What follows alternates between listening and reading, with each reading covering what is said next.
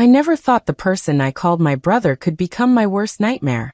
That night, when the glass shattered and footsteps echoed through my home office, I realized betrayal wasn't a story I'd read about.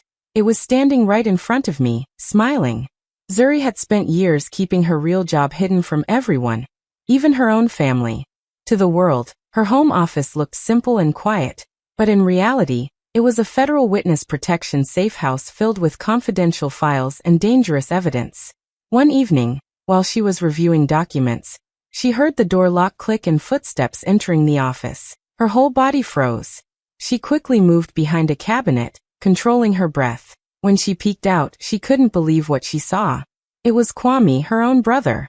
Kwame looked around like he owned the place. He didn't know Zuri was inside, and he had no idea he had just walked into the most protected room in the neighborhood.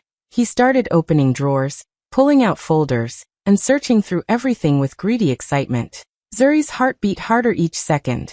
She knew those files held evidence that could put criminals away forever. If he touched the wrong one or took anything out of the room, everything she had worked for could fall apart. She watched him carelessly toss aside papers that could destroy lives if exposed. She felt a mix of fear and disappointment. This wasn't just a random break-in. This was her brother, who was supposed to protect her, sneaking into her safe house without knowing the danger. He murmured to himself while flipping through documents, clearly hoping to find something valuable he could use. Zuri's hands trembled, not out of fear of criminals, but because someone from her own bloodline was threatening her entire mission without even understanding it. She stayed hidden, thinking fast. She couldn't reveal herself yet. She needed to understand why he was here, what he was looking for, and how deep he planned to go. She watched him move to the locker where the most important evidence was kept. She swallowed hard. If he tried to force it open, alarms would activate, and everything would spiral out of control. She needed to stop him, but she also needed to stay calm. One wrong move could expose her identity, endanger her case, and put both of them in serious trouble.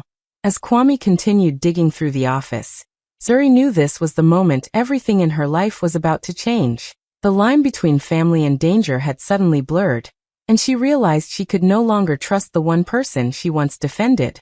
Her safe house wasn't safe anymore, not from strangers, but from her own brother.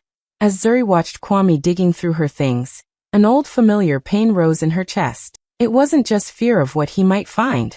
It was the memory of who he had always been. Standing hidden in that small space, her mind slipped back to their childhood, and suddenly she was a little girl again, standing in the living room while everyone blamed her for something she never did. She remembered the day Kwame broke their mother's favorite vase. He cried loudly, holding his hands over his face, and before anyone could ask what happened, he pointed at Zuri. She was only 8, confused and scared, but their parents didn't even listen. She was punished while Kwame sat quietly in the corner, pretending to feel sorry. That was the first time she understood how easily he could twist a story. Then there was the time he stole money from their father's wallet. Zuri found him counting the notes in their shared room. When she tried to warn him, he smiled, calm and confident, and said, "If they ask, you will say it wasn't me. They always believe you're the problem." And when their father discovered the missing money, Kwame acted shocked. He even hugged their mother and said he was worried about Zuri's behavior. She was blamed again, and the disappointment in her parents' eyes still hurt her every time she remembered it. There were so many moments like that. Kwame always walked away clean. Zuri always paid the price, whether it was breaking toys, lying to teachers, or causing fights. Kwame had mastered the art of making her look guilty. She grew up learning to keep quiet, learning to carry the weight of his mistakes because no one ever questioned him. He knew how to twist words, how to cry at the perfect moment, how to turn everyone against her without raising his voice. Now watching him in her safe house, Zuri felt the same pattern replaying before her eyes. He was still the same person, greedy, selfish, and always chasing something that didn't belong to him. Only this time, the consequences were bigger. This wasn't a broken vase or stolen money. This was federal evidence, dangerous information that could destroy cases, free criminals, and put innocent people at risk. For the first time, she connected the past to the present. Kwame wasn't here by accident. He wasn't just curious. He had always wanted more than he deserved. And she finally understood. The danger she was facing didn't start tonight. It started years ago, inside her own home, with a brother who learned he could break anything, as long as Zuri paid the price. Zuri stayed hidden, her eyes following every careless move Kwame made. The longer she watched him pull out files and flip through folders, the clearer it became that he had no idea what he was touching.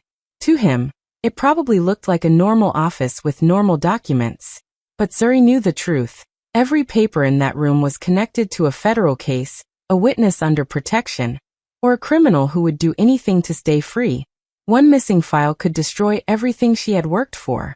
She felt her stomach tighten as he tossed a sealed envelope onto the floor. Inside that envelope were details about a man who had taken lives and was finally in custody because of her undercover work. If Kwame took it, or even left fingerprints on it, the entire operation could fall apart. Evidence could become useless. A dangerous criminal could walk free. And if that happened, Zuri knew exactly who the criminals would come after first, her. She took a slow, steady breath, trying to keep her mind clear. Years of undercover work were hidden behind those cabinets, those drawers, those encrypted folders. She had risked her safety again and again, staying in dark alleys, entering criminal circles, gaining trust just to gather the information that now lay in front of her brother's careless hands. She thought about the witnesses who trusted her, the families who depended on the investigations, the officers who worked beside her. All of them were connected to the documents he was flipping through like they were old magazines. Kwame lifted another folder, smiling like he had discovered something interesting. Zuri's heart dropped. That folder held photos and statements from a witness who had already survived 2 assassination attempts. If Kwame took it out of the room or misplaced it, that witness could disappear forever. Zuri knew the rules. Once a safe house was compromised, the agent was considered exposed. That meant she would have to be relocated. Her identity could be revealed. And worse, people might think she was involved in the breach because the intruder was her own brother. She realized the situation wasn't just bad. It was dangerous. Kwame's greed was not only risking her career, it was risking lives. He didn't know it, but the criminals connected to those files had eyes everywhere. If anything leaked, they would trace it back. And they would come for her. Her years of undercover work, her sacrifices, her long nights and dangerous missions, all of it could be destroyed in minutes. Zuri understood now that this wasn't just a family problem or a moment of betrayal. This was life or death. And Kwame, without knowing it, was pulling her entire world apart piece by piece. Zuri knew she couldn't panic. If she rushed out or confronted him too soon, everything could go wrong. So she forced herself to stay calm and think like the agent she had trained to be. Quietly, she slipped her hand into her pocket and activated the tiny recorder she always carried. It began capturing every word, every action, every proof she needed to show that Kwame had broken in on his own. She needed evidence that protected her identity and exposed his intentions without making him suspicious. From her hiding spot, she watched him move around the room. She began adjusting the situation in small but smart ways. Earlier, she had placed a few harmless folders right on top of the important drawers. They looked plain, boring, and useless. She wanted him to pick them up first and believe the entire office was filled with nothing but normal business papers.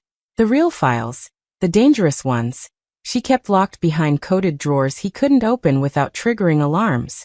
As he flipped through the harmless folders, she quietly sent a coded message through her watch to the Federal Command Center. It didn't call them in yet, but it prepared them. It let them know she was in a potential breach, and they should monitor the location. She didn't want agents rushing in and exposing her cover, so she worded the alert in a way only trained officers would understand. Low interference detected. Observing target. Kwame scratched his head, already getting confused. Nothing he was seeing looked valuable. Zuri had arranged everything that way on purpose. She had even placed a few old bills and random office papers that looked slightly important, but actually meant nothing. She wanted him frustrated. She wanted him unsure. She needed him to stay long enough to reveal why he came. She noticed him checking the drawers carefully, like he expected to find something hidden. That confirmed her suspicion. He wasn't here by accident. He was searching for something specific. So she lightly pushed one cabinet door behind him, just enough to make him think he had missed checking it earlier. He walked toward it immediately.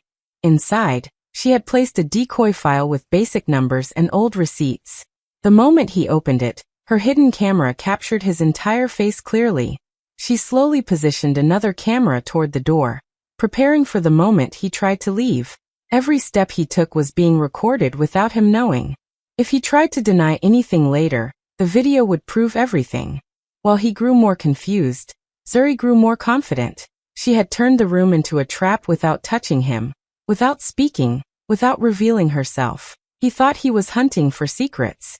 But in reality, she was the one watching him, studying him, and preparing the moment when authorities would see exactly who he had always been, without exposing her at all. Kwame finally stopped flipping through random folders, and picked up a thin file Zuri had placed exactly where he would notice it. It wasn't important, but it looked important enough to catch his attention. The moment he opened it, his face lit up in excitement. He didn't even understand what he was reading, but that didn't matter to him. He convinced himself he had found something valuable, something he could use to make quick money. Zuri watched quietly, realizing how little he had changed. His greed was so strong that he didn't even question why such a file would be left out so easily. He started talking to himself, already imagining the things he would do once he sold whatever information he believed he had found. He whispered about paying off his debts, buying new things, and showing people that he was smart enough to get what he deserved. His voice carried the same confidence he had when they were children, the same confidence he used whenever he lied and blamed her. He had always believed he was cleverer than everyone else, even when he was walking straight into danger. Kwame paced around the room, smiling proudly, holding the decoy file like it was some rare treasure. He didn't notice the tiny blinking light on the shelf that belonged to a hidden camera. He didn't notice the recorder that was capturing every word he said. He didn't notice the position of the drawers Zuri had slightly shifted to guide his movements. His arrogance kept his eyes closed to everything that mattered. He sat in Zuri's chair and leaned back like he owned the place, planning out loud how he would approach someone to sell this information. He didn't know that the file held nothing useful, just old numbers and unimportant papers.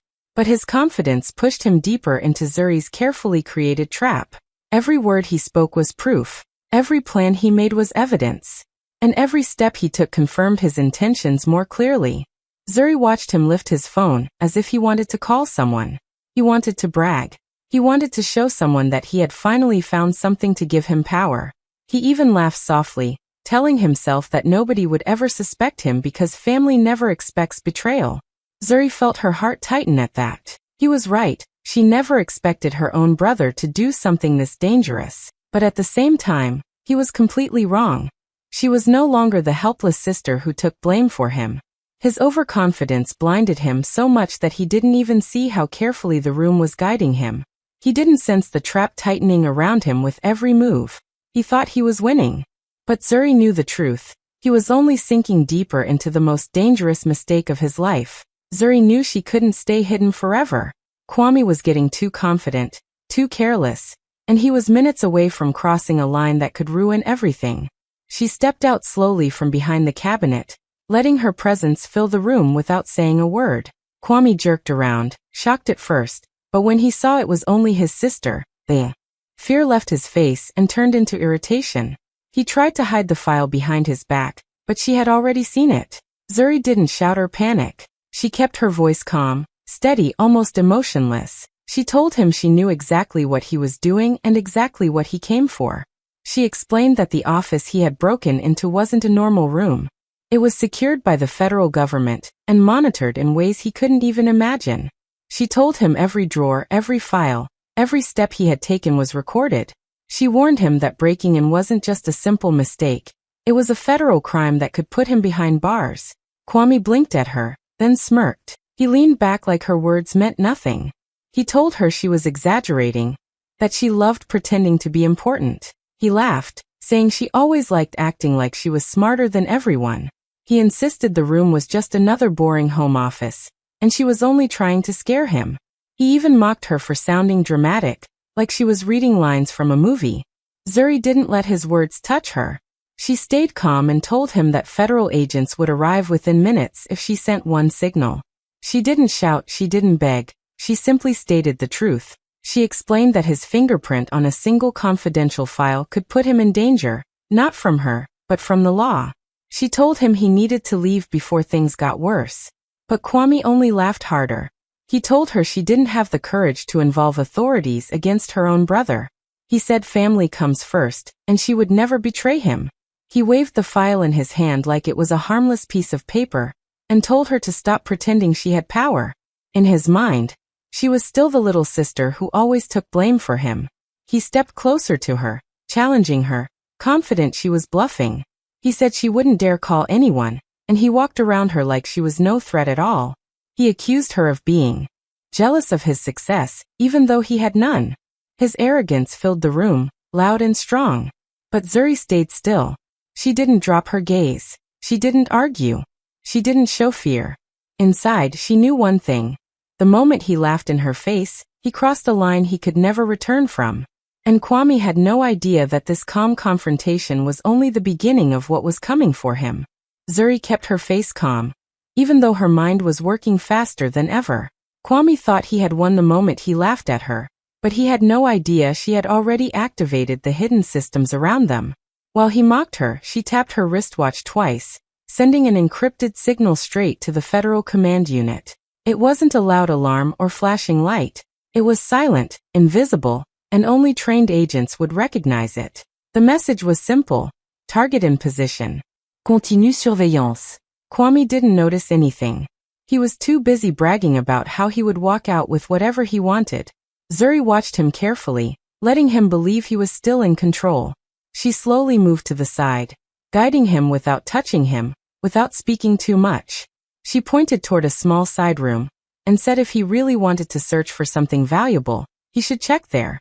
Her tone was casual, almost bored, and that was enough to convince him she wasn't worried. The room she guided him into wasn't an ordinary space. It was a controlled environment designed for situations exactly like this. The walls had hidden cameras. The table had a sensor that recorded everything placed on it. Even the floor was pressure sensitive. Once he stepped inside, the door stayed unlocked, but every movement he made was being documented and sent directly to federal servers. Kwame entered confidently, thinking he had finally found the area she didn't want him to see. He believed he had outsmarted her. Zuri didn't follow him fully inside. She stood near the doorway, asking casual questions that sounded innocent, but were crafted to make him talk. She asked why he came, who sent him, and what he expected to find. He answered without hesitation, thinking she was scared. He spoke freely, complaining about his debts, about wanting quick money, and about how he knew she hid important things in her office. Every word he spoke was automatically recorded and uploaded. Every sentence became proof of his intentions. Zuri kept her voice soft and her expression neutral, making him feel safe enough to confess even more. He held the decoy file proudly, telling her someone would pay him for information like this. Zuri listened, taking mental notes while the system captured audio and video. Kwame believed he was moments away from escaping with something valuable. He thought he had fooled her, but in reality, she had guided him into the exact spot where his confession would be undeniable. By the time he walked out of the controlled room, Kwame still thought he was ahead. He didn't know federal agents were already on their way. He didn't know his confession was saved on secure servers. He didn't know the trap had closed around him the moment he followed her into that room. Zuri didn't need to touch him. She didn't need to threaten him.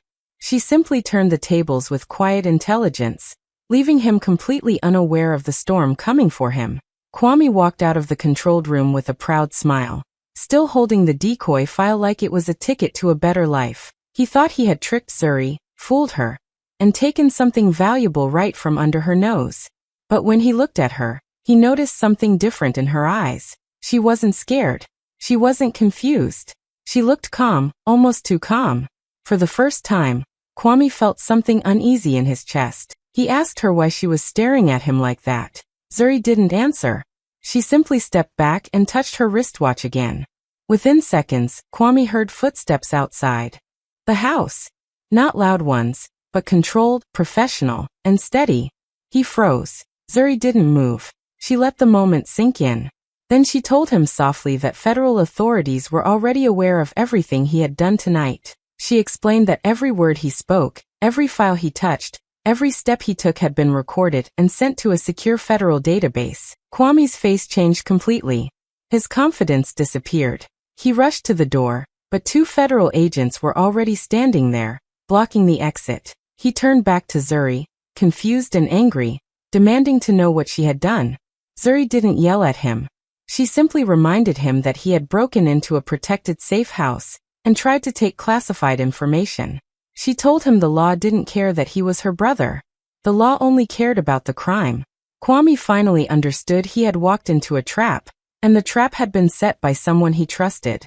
He accused Zuri of betraying him, saying family was supposed to protect each other. His voice shook with panic and disbelief, but Zuri stayed calm and told him that family doesn't give anyone the right to destroy another person's life. Family doesn't get to use someone's hard work, someone's safety, and someone's career for selfish desires. The agents asked Zuri to step aside so they could do their job. She nodded and moved carefully, making sure her identity as an undercover agent remained hidden. They addressed her only by her code name, never her real name, keeping her safety protected.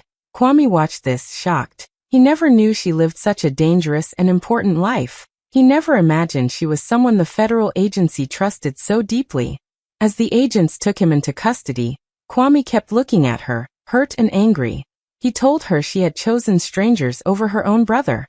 Zuri looked back at him with steady eyes and said she had chosen the truth, justice, and her own survival.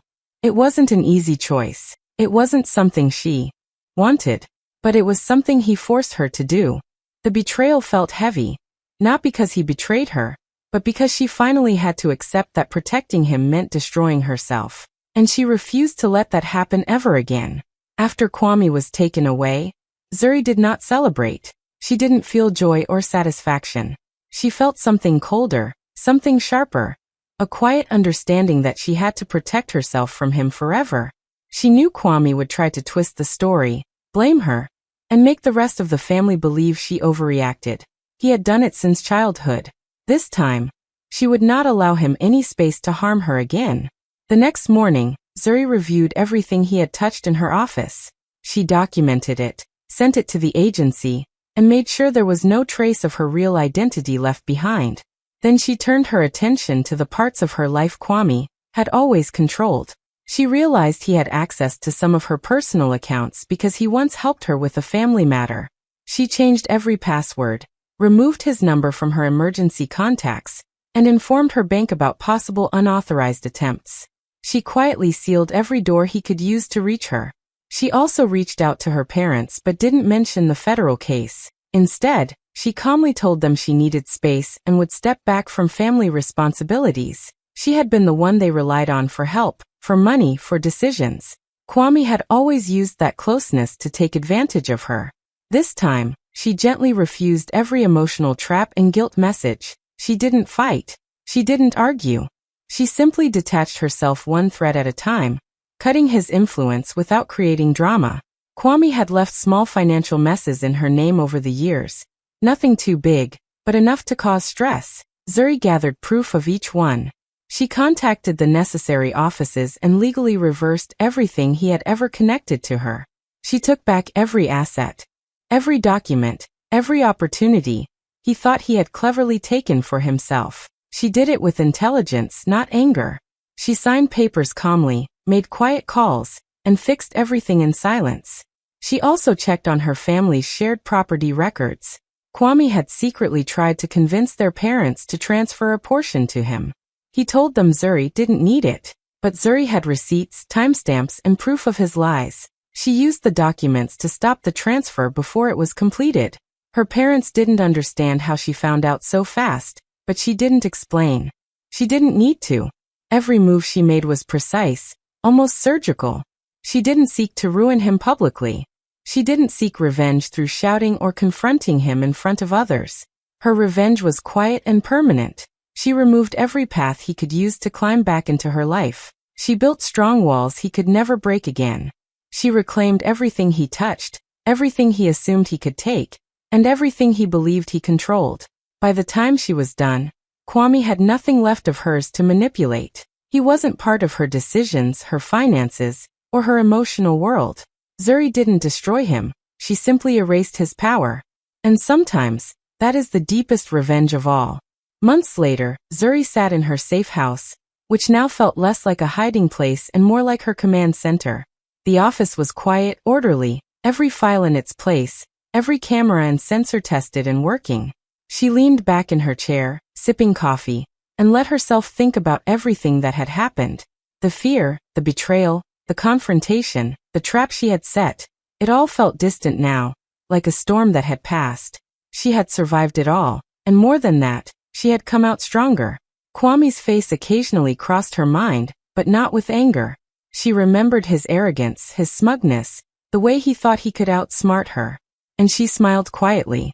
His attempts to manipulate her, to take what belonged to her, had been exposed to everyone who mattered. His lies had been uncovered, his arrogance documented, and now his reputation was shattered. Family members, friends, and colleagues who once believed in him now saw the truth. He had nothing left in her world, no influence, no access, no control. And that was exactly where he belonged. Zuri reflected on how she had handled everything. She hadn't shouted. She hadn't fought recklessly. She hadn't let anger make her careless. Every move had been planned, deliberate, and calculated.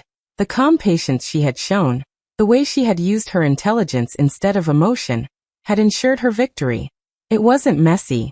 It wasn't chaotic. It was permanent. That was the difference. She realized that revenge didn't need to be loud or violent. It could be quiet, clever, and devastatingly effective. She looked around her safe house, noticing how far she had come. What once was a hidden refuge was now a place of control, of safety, of independence. She didn't need anyone else to protect her, guide her, or decide for her. She had reclaimed her life entirely, not by force, but by strategy. The sense of calm satisfaction settled over her. It was a peace that came from knowing she had won without losing herself in anger, without giving Kwame any more power over her than he already had. She had achieved what she needed: closure, freedom, and security. For the first time in years, Zuri smiled without hesitation. She had protected her career, her identity, her family, and herself. She had outsmarted someone who thought he could destroy her, and had done it without losing her own integrity. The betrayal from her own brother had hurt deeply, but it had also taught her resilience, patience, and the value of strategy. Sitting there, she whispered to herself, quietly but firmly, "I am untouchable now." She had no regrets. She had no anger left. She only had the calm, permanent satisfaction of a victory, earned through intelligence, foresight, and strength.